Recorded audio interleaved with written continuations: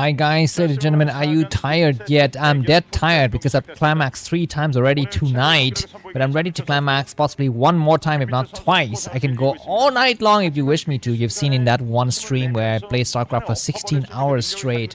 I can do the same thing for casting if the games are interesting, but unfortunately we only have 7 sets. And we must end the game and come back and live in our real lives here. Make real money, play real games with human beings and not with computer what are those guys called what are those NPC, right? Non programmatic character, whatever. What is the P for? non what Non-playable character. There's non-playable characters, except that these characters are all playable here. Anyways, yes, we're at the sixth set now. Post-R is going to be the map. What is the map stats? Let's just review ourselves. Post-R is 44.9%, so Soulkey's got a chance to win here. So he's got a chance to win here. This is a 4-player map. The 2 players are spawning very far from each other, as you can see. Protoss at the top right, in the red color, Zerg at the bottom left, and the blue color. What is the build? It looks to me like early Zergling aggression coming from Soulkey.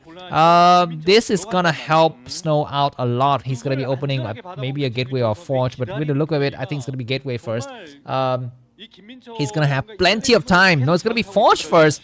Interesting, because we are seeing a resurgence of forge opening against Zerg players these days. I'm very surprised. Usually a player like Mini would be going gateway opening all the time, but we do have this early tendency for Snow to come out with forge opening, and he will see the spawning pool.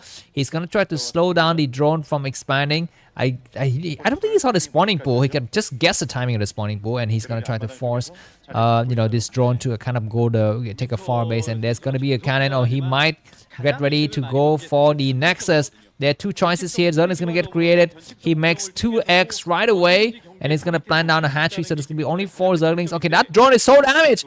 That drone is so dead. Anyways, the probe is going to try to run away now, and looks like the cannon's going to go up.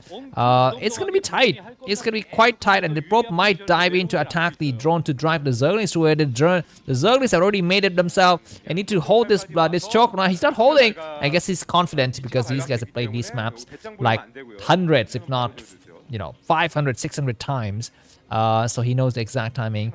But the Zerglings are moving across nonetheless. Is it going to be successful? Snow's going to have to be super careful. His bread and butter is on the line. He's going to be able to protect with a gateway here. The third hatchery comes down, and I have a feeling that Soulkey's going to be going for another 3 hatch hydras. It's the only build he knows how to play nowadays. I thought he was a man who was known for his macro and late game, stylishness, but I guess now he's sunken so low, no pun intended, his sunken so low, from his former self, that he's resorted to these kind of barbaric builds. This is like, I don't know, this is like the Vikings, whereas now we live in the age of, chat GPT enabled internet cybernetic hackers. I don't know what those words mean. Anyway, so we're gonna be having the Nexus finished, and Probe's gonna get transferred. Great prospects for this game. So I'm gonna take this chance to read some advertisements. My name is Namkraft. Welcome to the channel. Have a seat. If you look at the video description, you're gonna be able to see some nice information. There's going to be linked to the previous game in the playlist, links to the next game in the playlist, and the overall playlist URLs. Use those links to navigate around to not get spoiled.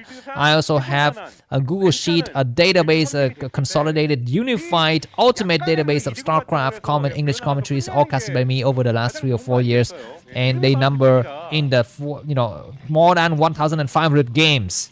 So if you want to kind of watch some games in 2021 or something like that, some really old games, go ahead and check it out.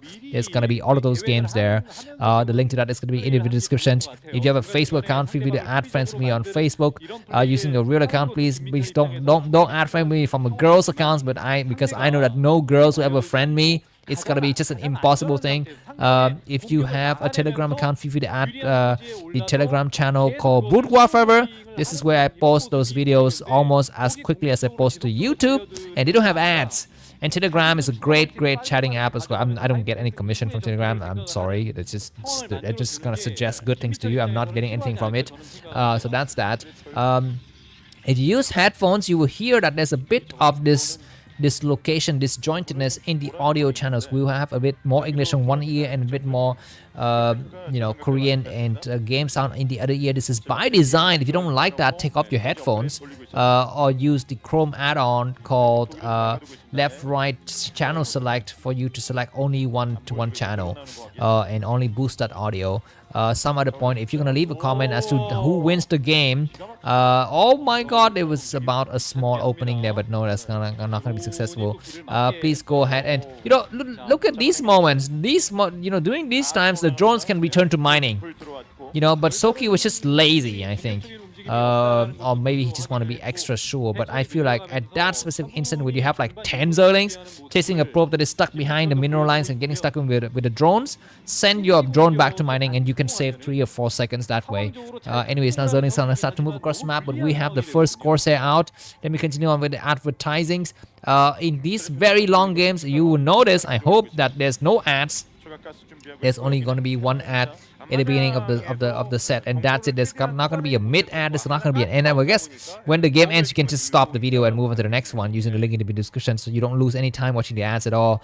So if you enjoy that, if you buy me a coffee, the link to that is going to be in the description. This is going to be the penultimate game. After this game, after the semi-finalists, is going to be just the finals, and we won't see each other for a while. If you're one of those, what we call half-hearted fan, not like a die-hard fan, you only watch when the ASL is around, you will not hear from me.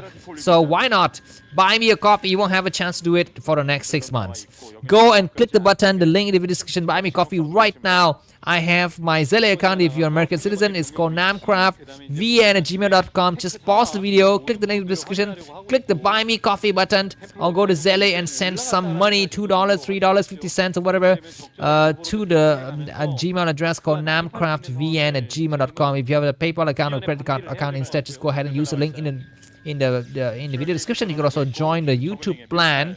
I think it's like $4.99 or something like that, and you get these kind of really cute emojis and personalized reply to all of your comments on my YouTube channels. If you have one of those Patreon thingy, you're gonna go ahead and patronize me. I'm not really a big fan. I don't understand the model of that thingy, but anyways, you can choose whatever is the best method for you to buy me coffee. The bottom line is buy me coffee. Let's get back to this game. Music's gonna start to come out. We had a Dark Templar. It's gonna try to snipe away at the Zerling, which is great, but it's because it's been spotted anyway, so there's gonna be no way that Dark Templar can penetrate any bases. But for the time being, so Snow is gonna build up his Corsair fleet. He's gonna be going for +1 weapons. As for Soulkey, what he's building, he's gonna be building his defenses, coming up to 6 hatcheries. He's still patrolling a little with a mutualist, but he's gonna switch slowly back to the ground army and build up a few more drones. That's a massive mutualist count. I guess not really massive. Only 5 muters and a pair of Scourge, and the overlords have spotted this Dark Templar. There are a lot of overlords around this map, man. I think at some point in future, Snow should come out and start to kill off those overlords. Anyways, some more cannons gonna come to the front because there's still a threat of front to attack, either by the mutualists dive in with the Zergling. I guess first of all, thanks to all of you who have explained to me that sometimes it's beneficial to go for the second cannon even when you know that it's gonna be mutualists first, because mutualists can dive in with some Zerglings and try to get the only cannon at the front door. So thanks for that. Cool stuff. This Dark Templar is gonna get destroyed. Overlord now have speed, and indeed it dies. So we're gonna be finally transitioning into the mid game here, and largely Soulkey has survived the early onslaught of Corsairs and fast Zealot. So he's gonna be able to contain the enemy. I guess not really contain, but contain the enemy from the air.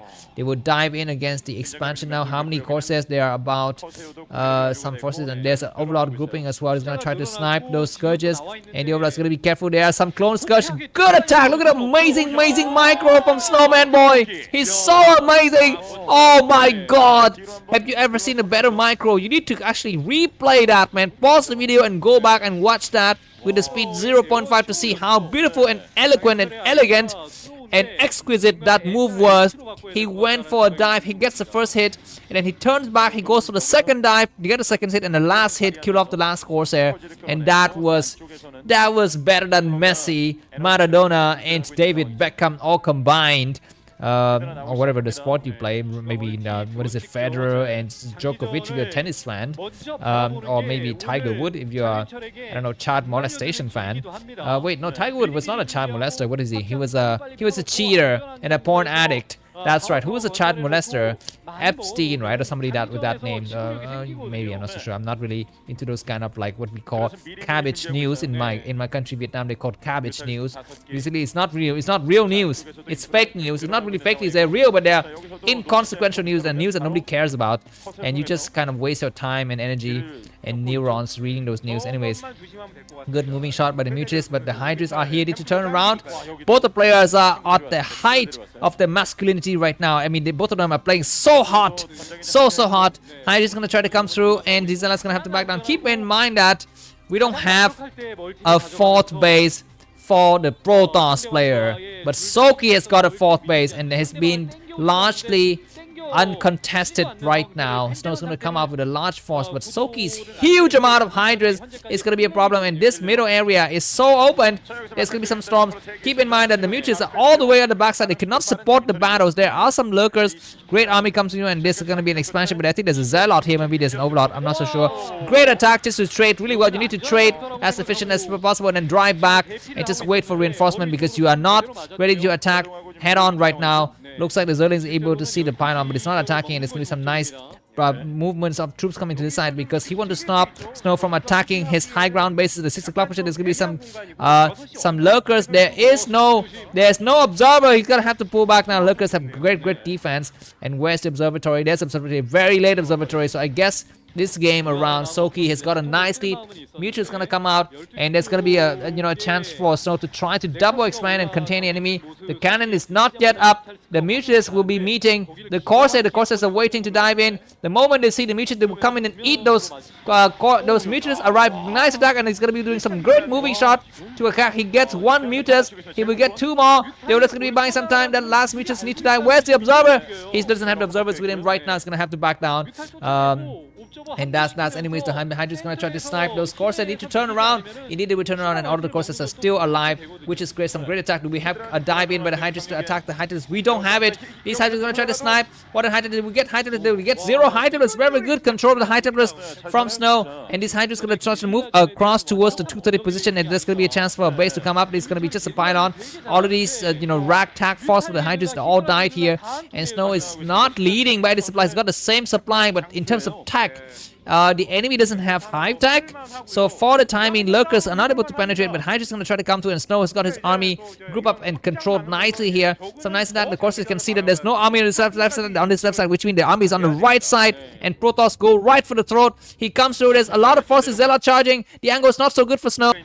Right, some major attack is happening. Protoss is plowing through. Hydras are retreating. And Snow is going to be on 4 bases now as Soulkey is pressed back. The Mutual is going to start to make some movements on the right side. Let's take a look at them at some point in the future as well. One Hydra is getting sniped. For the time being, this high ground is controlled by Protoss. The Mutual is diving, but I think the cannons are ready. Some major attack. Observer is able to spot here, and they're going to start to eat. And these drag tasks, Mutual is going to get destroyed here. Snow leading by a small margin, only 10 supply. Another Hydra getting sniped. Protoss getting pushed back.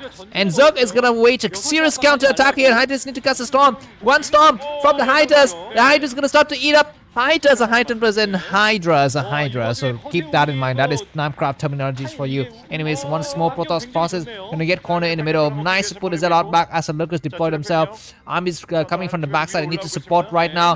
Hydras diving into it now. They have the high ground advantage, but Protoss just need to hold right here. Lurkers are coming through in mass number, massive number. There's no observers. There's observers still alive. Observers trying to get sniped in, but they're alive, and all of the lurkers have died. But not a good storm to storm all of the Zelle out. And now we have to have Protoss coming to the ball here, but a great storm to drive the Hydras back, and our Protoss with to defend here, but the number of Hydras is looking very strong. You want to see some high temperature support, but we don't see it. We have some lurkers though. Protoss need to hold here. There's some Zelle out not being used at the 3rd base. Hydras coming through, and there's some lurkers. There are going to be a nice dark temperature coming through, but there's no observer to spot them. There's no observer going to try to cover. He will try to snipe as many lurkers as possible. Genius move from Snow. He will get both of the lurkers destroyed. Now he's going to come to the rest of the Zelle. He's going to back up. The observer is here.